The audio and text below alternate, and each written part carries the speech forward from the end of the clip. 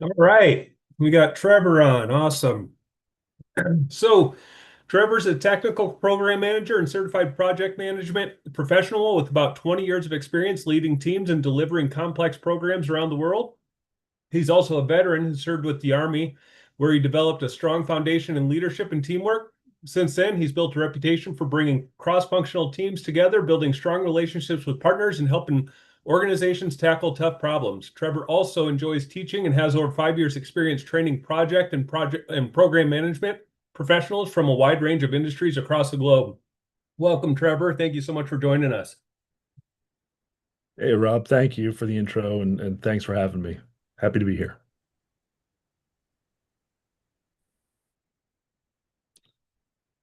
All right. You want me to go ahead and say a couple words, Rob? Absolutely. If you just kind of want to explain what Yeah. you do, what goes on at Google, and it's a company that everybody's probably heard of. So intrigued to maybe look behind the curtains a little bit and hear what you have to say about it, and any advice you have to give and experiences you have. That'd be awesome. Yeah, for sure, for sure. Just a quick note about me. Yeah, so Trevor Noad, I retired last year. It was official March 1st, so a little over a year ago. Yeah, so I actually made the transition in December of 2024. That's when I started at Google. So I was able to double dip there for a little bit. 22 years in the Army, almost 23. Didn't quite make it to 23. But yeah, I had an interesting background, right? I started out as an intel analyst, did psychological operations for a few years, and then settled in counterintelligence.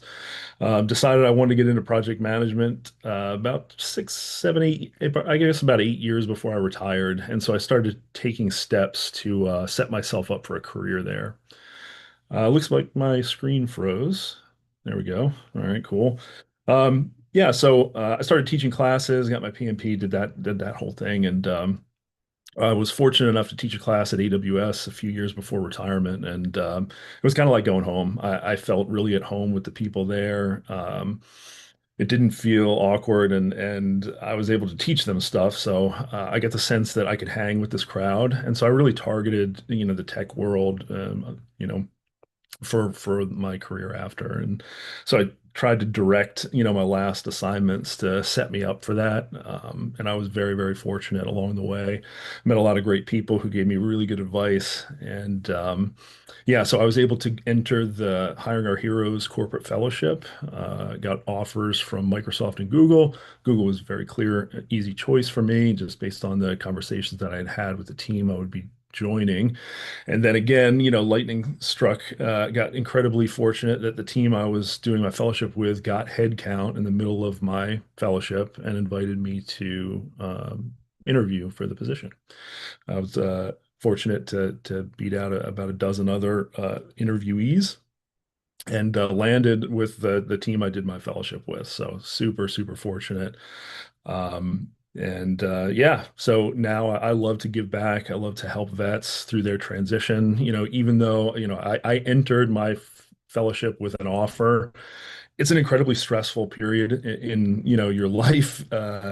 So just acknowledging that, but also want to offer some words of encouragement. There's a lot of people out there that want to help you succeed. They really like genuinely want to invest time and energy into helping you with your transition. So and I'm hopefully living proof of that. So with that, I want to open it up to all of you. I want to maximize our time here. So are there any questions that I can answer about really anything?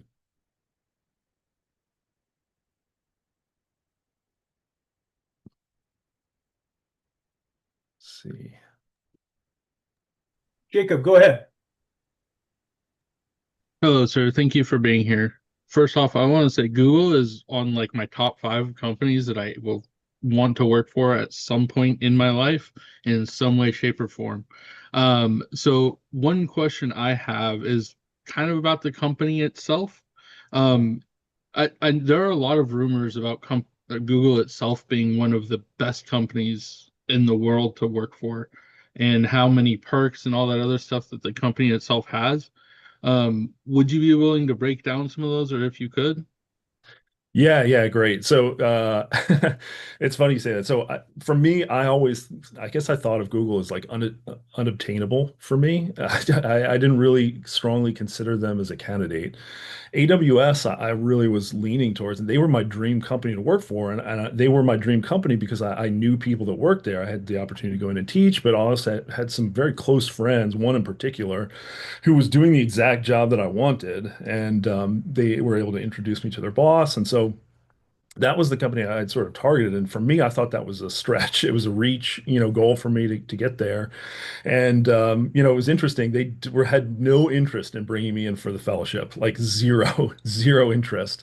And so they're like, "Hey, good luck. Hope you find something great, for your fellowship." And so I was forced to go elsewhere. Had they offered me a fellowship, I would have just gone there because I didn't think Google was attainable. But to answer your question, right, it is a phenomenal company, right? I can say that it's an amazing company. Now, just like any other employer or any job anywhere, if you want to look for things to complain about, there are things to complain about, right? I'm not going to complain because it's phenomenal. It's far better than anything, that I've ever experienced. And I like to say, my worst day at Google is probably still far, far greater than my best day anywhere else.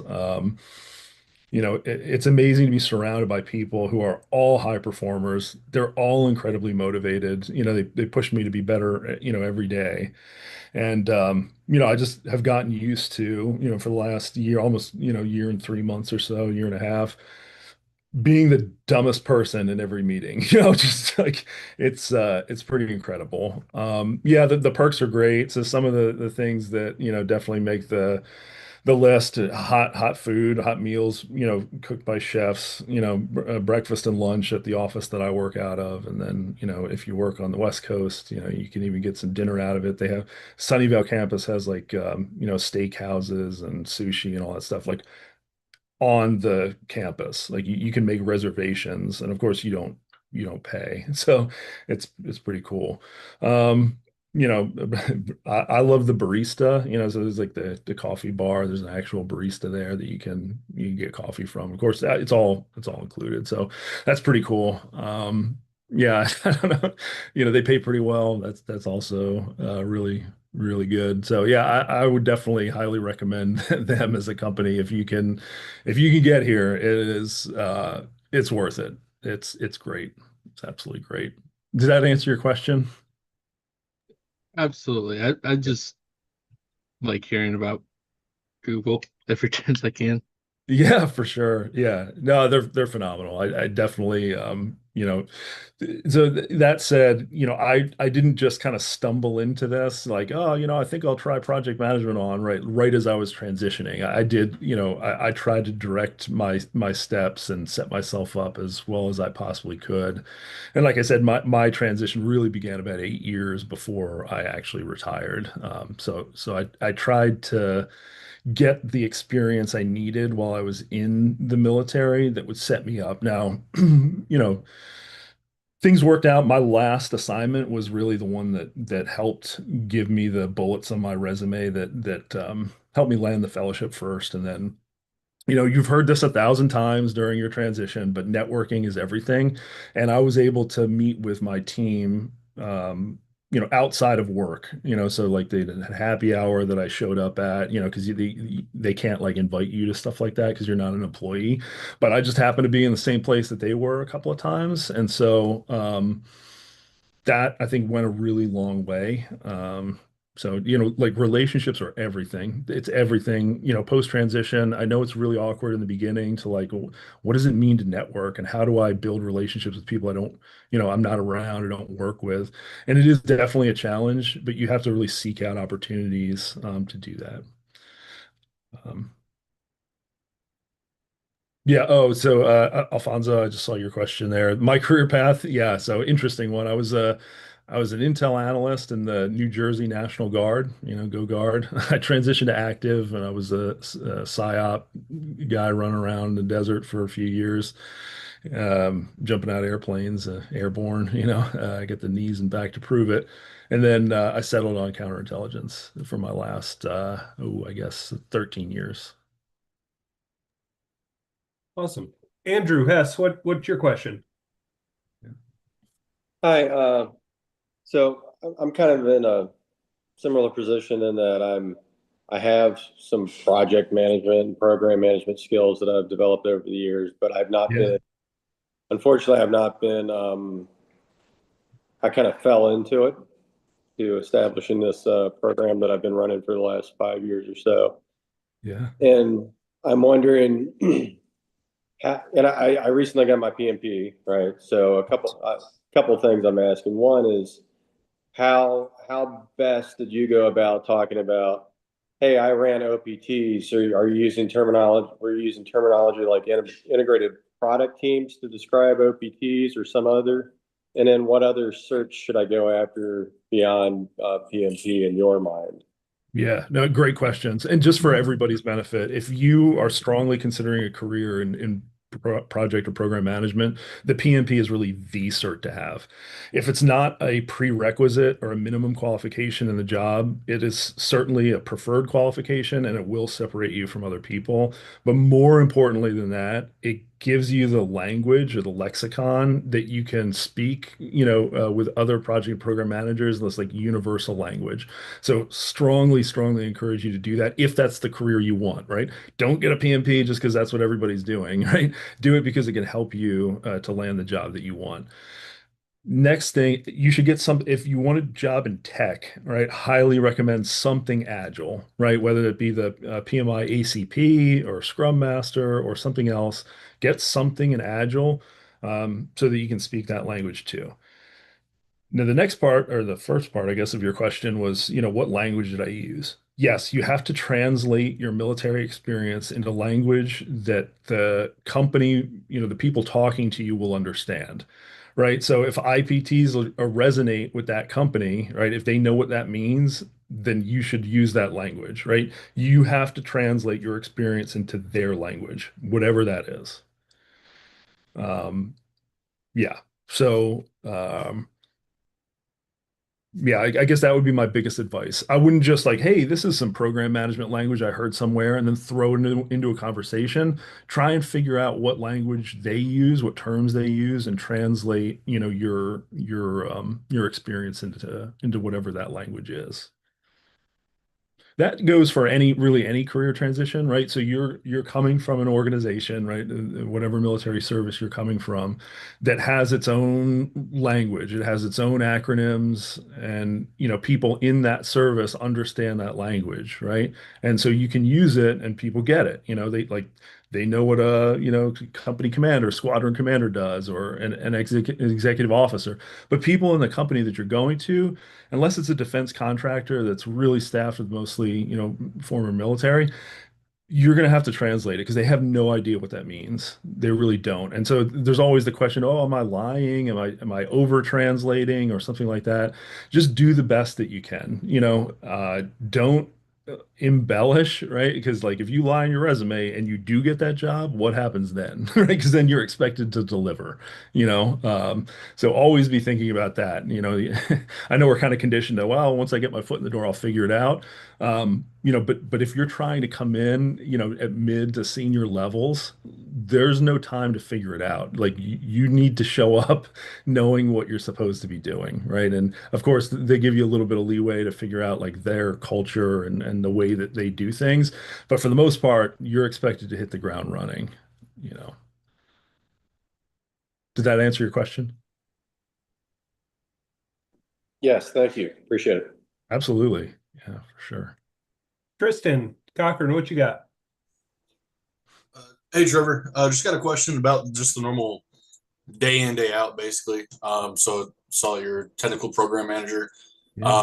So just curious, like what that kind of looks like with your scope and how broad that might look. You know what I mean? Oh, that's a really, really good question, right? So, like, technical program manager is like a really, really broad term, especially at a company like Google, where there could be, 57 different jobs, all rolled up under that like very high level term.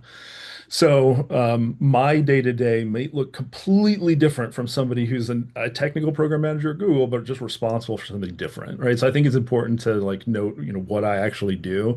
So I do work for Google Public Sector. That is its own separate company. It's under the Alphabet umbrella, but it's its own company. Google Public Sector serves, for the most part, government, education, both federal, local, state governments, and some Five Eyes partners. And so we have a very specific, customer base, like maybe unique from the vast majority of Google. And I work specifically in the program management office that deals with our Department of War, DoD customer, right? So I oversee several programs with that customer, doing different things, and really it just depends on what comes into the PMO at the time as to what I'm responsible for. But if I could, kind of go really, wave tops or TLDR, I make sure all the, trains run on time, right? Because these programs are very complex. There's a lot of stakeholders, both within Google, but also, external in the customer. I'm just trying to make sure that all of the right people stay connected and that the stuff gets done, on time and under budget, hopefully, or on budget. Gotcha. Thank you. Yep, absolutely. Isali, you have a question? Nope. Go ahead, Michael. Hey, good morning, Trevor. Thank you very much for coming to speak with all of us. I have a question regarding kind of what you just mentioned with the Department of War. With your experience, does Google kind of prioritize or hold those that have like a security clearance like higher than others? Or I guess how many opportunities are there for those that still have an active security clearance? Yeah, no, there are definitely opportunities. For some roles, it's required. Like they won't even consider you unless you have one. That's my role, right? Mine is it's required for mine. It just depends on who your customer is and where they are and what systems they work on. What's the level of the conversations they want to have, and so that'll dictate a lot. Yes, there are positions. For right now, they tend to be pretty senior level positions, but I would always encourage you to keep looking. Stuff comes available all the time. You know, so keep looking. Make sure that it aligns with your experience, though. I will tell you. So Google specifically, if it's listed as a minimum qualification, it's actually a minimum qualification. They will not talk to you unless you meet all of the minimum qualifications. Fortunately, a lot of times the roles leave the minimum qualifications fairly vague, even for Google. It's pretty vague. Um, so it gives them a little bit more leeway. But I do want to give you that note because not every company's like that. So, like for instance, when I interviewed for a role at my dream role, right, at AWS, I did not meet all of the minimum qualifications. I met most of them, right? But there was one or two that I was like, I don't really meet that 100%. And they were like, we don't care. We'll interview you anyway. So not every company is like real sticklers for the minimum qualifications, but Google is. Like you won't get through the recruiter if you don't meet all of those. Yep. Thank you. Yeah, for sure. Good to know. Isali, you got your question? I do. I accidentally lowered my hand instead of unmuting, so I was like, I kind of got confused. But nice to meet you, Trevor. I'm Isley. I used to work as a system administrator and a network administrator for the Navy, but I Mhm. want to get into more of cyber and infosec. What do you kind of recommend to bridge that? I know I'm still getting my education and I do have like A plus, but I'm working for more certificates. But what do you recommend for that? Yeah, so it's such a broad career field, right? I'm just in general a big fan of focusing, like figuring out what is the role or maybe a couple of roles that are related that you want to do, and then meet the qualifications for that role, right? So cyber is so huge, right? There's so many different jobs involved in that. Try and like really laser focus on like one or two roles. eh, Get to know people. I would get to know people in those roles currently for whatever company, right? And talk to them about what they do, what skills they use, and what they would recommend doing. So I did this in a way with project management, program management. I talked to lots and lots of program managers. I saw so many, resumes and LinkedIn profiles, and I tried to make my stuff match theirs as best I could. And I think that's a best practice, regardless of the career that you're interested in. And then my second question is, what type of personalities do you think are kind of a disqualifier for Google or just don't match up with the company? Ooh, I don't know about that. So if it's okay, I'd like to talk about the personalities that do align, right? And then I exclusionary. I don't really want to go there. Yeah. So I will say this, right? For some of the people that I left the service with, what they were interested in is a career that they, could be at home with their family. They were interested in, like, hey, I only want to work 40 hours a week. Like that's it. I've done my time, I want to relax now. I got my, pension or I got my disability or both in some cases. And I'm good. Like I have everything I want pretty much. I'm just looking for something that I can, kind of relax at. Tech isn't that world, right? Like you're not the 40-hour work week does not exist. I think it's a myth,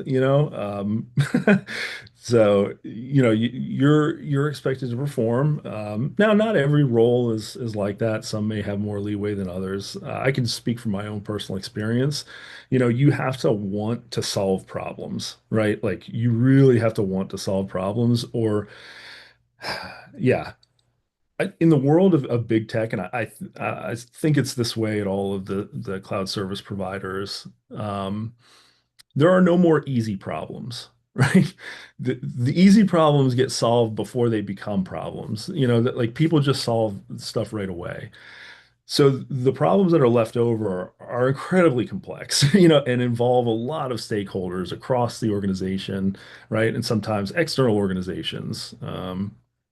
And you have to work, up, down the chain of command, outside of the organization, with customers, and kind of bring them all together to solve those complex problems. And you have to do it quickly and without making enemies, if that makes sense, or making things contentious. So like skills that you should, possess, especially in program management, right? So if you're an engineer, it may be a little bit different because, you may be a little bit more insulated. I'm speaking about program management specifically. You really have to be able to bring people together to work with people from all types of different backgrounds, different, experience levels. And get things done. Right now, the good thing is coming out of the military, most of you are really good at that. Solving problems, getting things done. You built your entire careers on it. Make sure that you speak to that in your interview, right?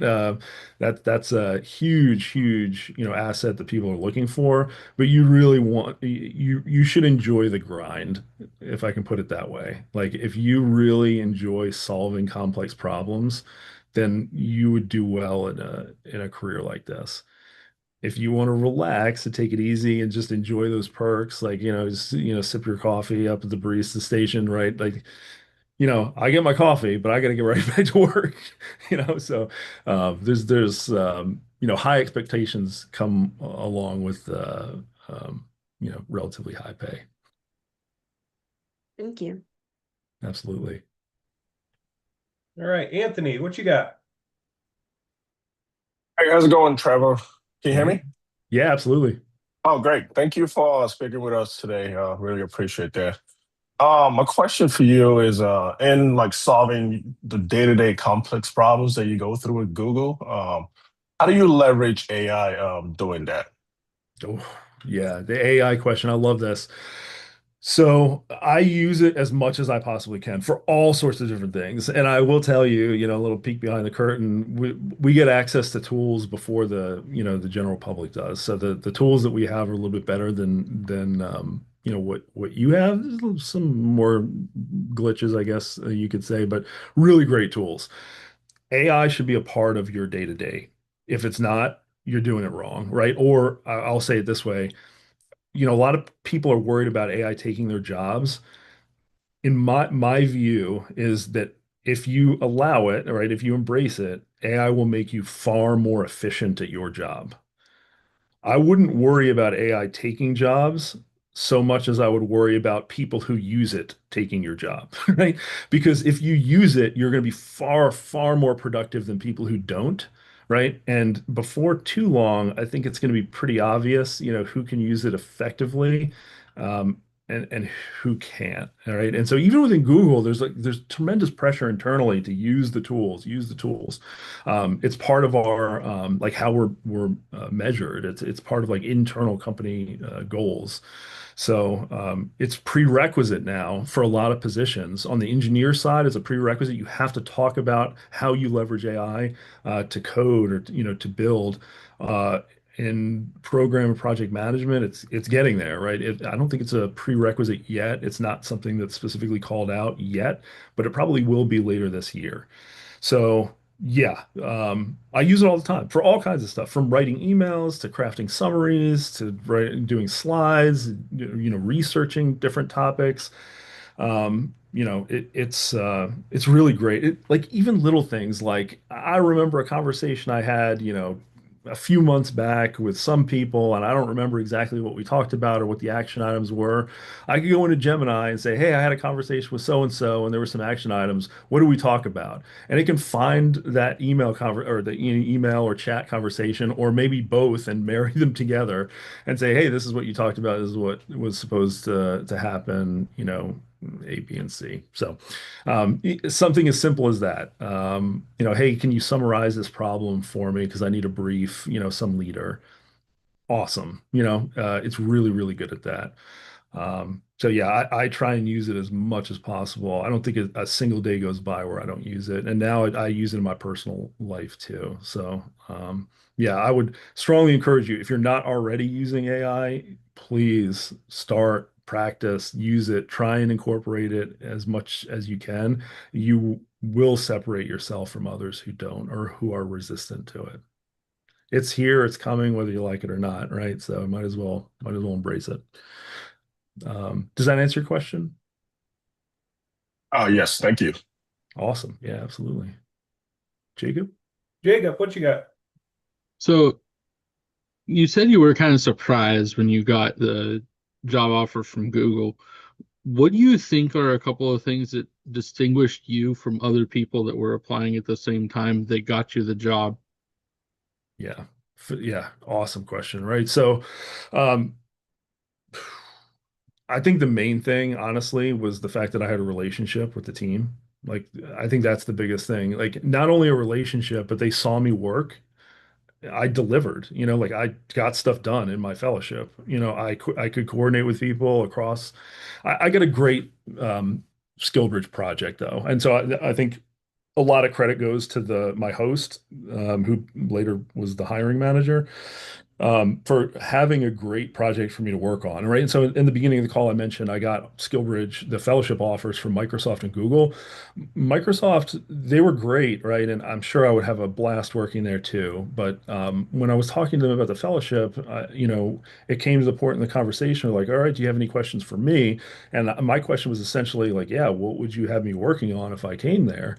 And they were like, we'll find something for you. It's really just networking. We're going to get you into the room with a bunch of people. You can talk to them and network. I'm like, okay, well, I mean, but what am I going to do?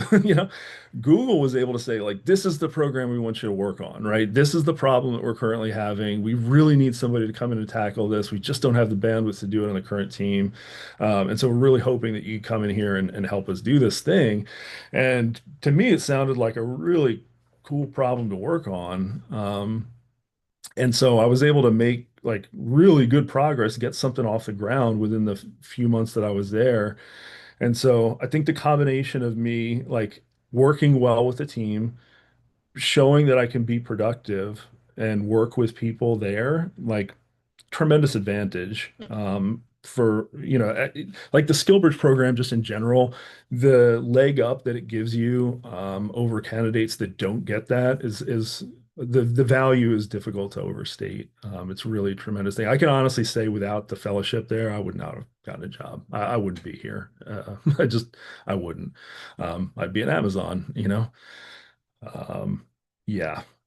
So I think that that's number one. Now, what got me the fellowship, right, I think is the second part of that, or maybe the first part, depending on how you look at it. But just having the credentials, so having the credentials, but not just the credentials, but the experience to be able to speak, their language, right? So I came into the fellowship with, over 5, almost 6 years of teaching, consulting, both in agile and traditional project management. And then I got a master's in it. That was my one of my COVID projects, so all of those things really kind of worked in my favor to make me a strong candidate for the fellowship. And then once you get in the fellowship, you gotta rock. And then I've said this before, if you've seen me or heard me, and I'm sure other people have told you this too. Your resume has to be dialed in like for the career, not just like what you know. Uh, transition assistance program offers like the basic thing, but you really have to dial it in for the career that you want. And in tech, just a different level. The level of competition is so much higher than what is normal or typical, I would say. And then the interview process is intense, right? It is an incredibly difficult interview process, and you have to crush it. So I really prepared a lot for the interview.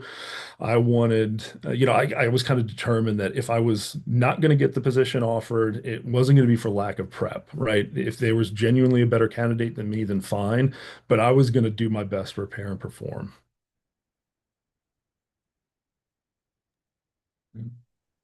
So Trevor, with you kind of, I think you touch on a lot of people's desires for employment, program management, project management, and then tech. Um, Google being such a big name in those industries, do you see like good upward mobility if somebody just wanted to do something in those fields but might not have the certifications or qualifications as of yet?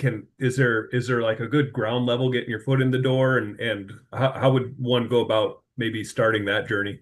Yeah, 100%, right? Absolutely. Like so, I've been doing this for a while, and so it would be you don't just like, hey, I thought was going to try project management, so I got into Google, and here I am, right? So like you have to work towards it, and so I would definitely say don't be afraid to take that job for that defense contractor to get some program management experience, right? And you're going to get great program management experience there, and you're going to get to rub shoulders with people in tech, right? Depending on what your, program is.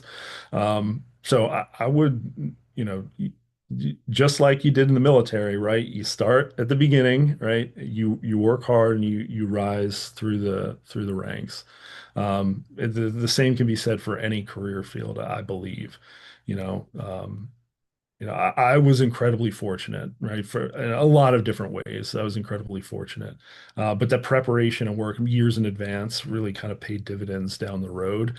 And so if you're just starting your journey or you're just, considering like, hey, maybe I do want to break into program management, then yeah, I mean, look for any opportunity to start and excel, just continue to build that resume, build that experience, but continue to look at that ultimate goal, right? If tech or Google or whatever company is your ultimate goal, what do people who work there, what does their resume look like? What experience do they have that I could replicate, and seek to close those gaps?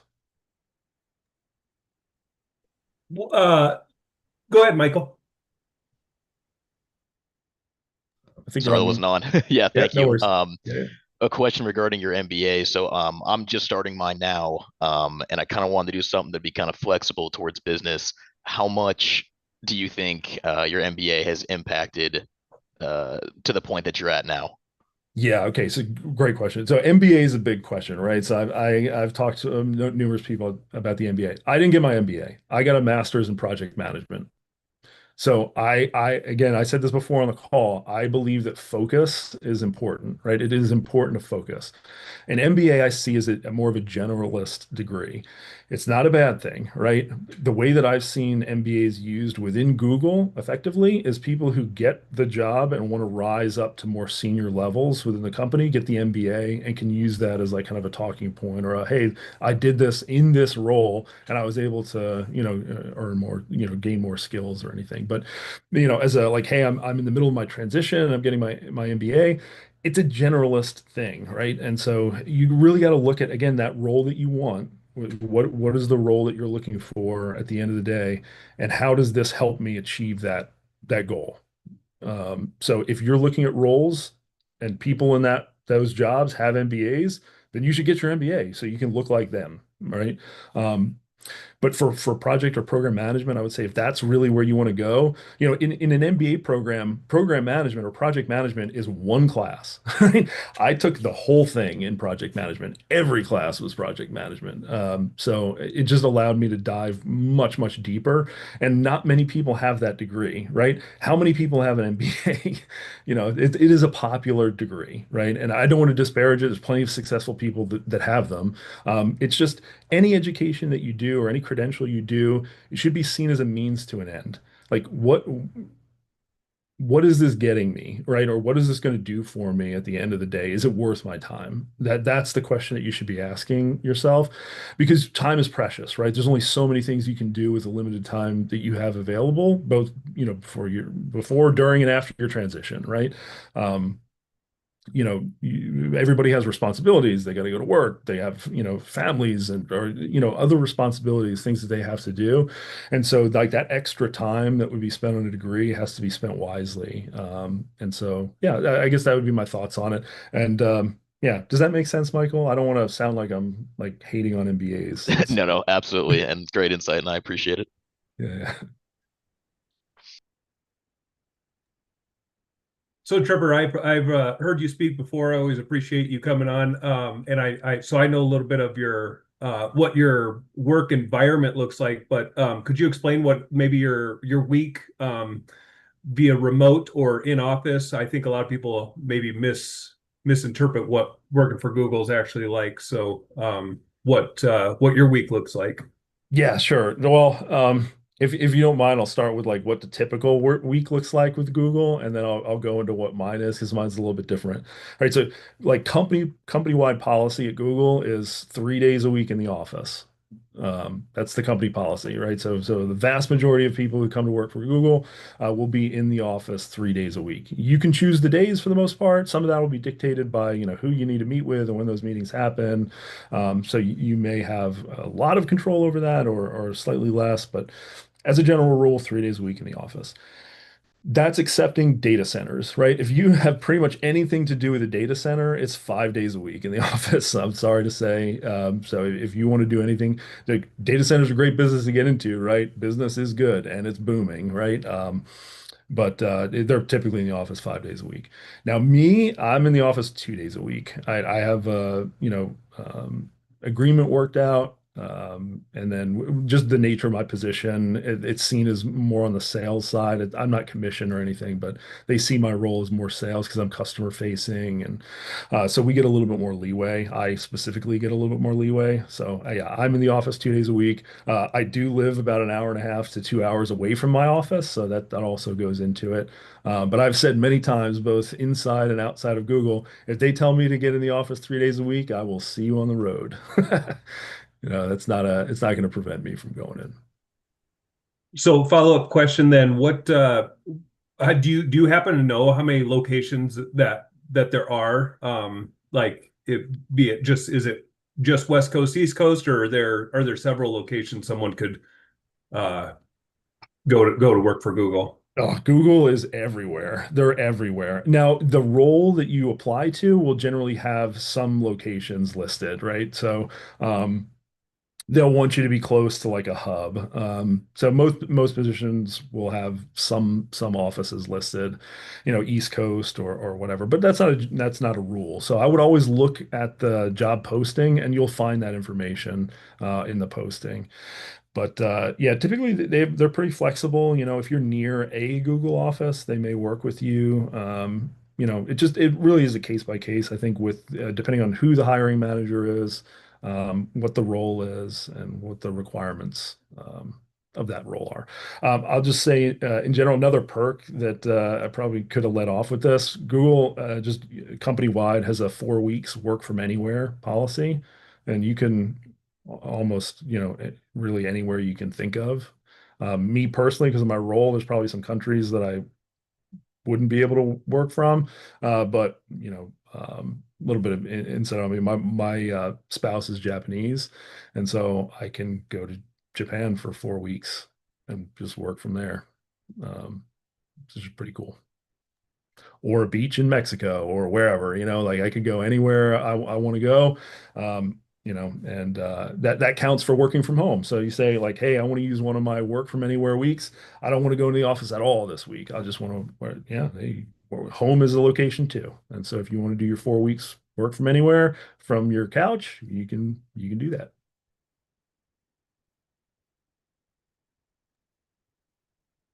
Awesome. Well, I'll leave it open just for another 30 seconds if anybody has a question. But Trevor, it's always nice having you on, just sharing your expertise with your transition and program management in a company that is very recognizable. So I really appreciate your time. We really appreciate you being here. So I look forward to having you back if you will. And if anybody has any more questions, now's the time. Got nothing. All right. And Well, hey, thanks, Rob. Trevor. I appreciate you. Yeah, hey, thank you for having me. It's always a pleasure. I wish all of you the absolute best. I know it's a difficult road sometimes. Hang in there. Just know that there's a lot of people out there that want to see you succeed. You can certainly count me among them. Please feel free to reach out on LinkedIn. Happy to help out. If anybody wants, one-on-one, please let me know.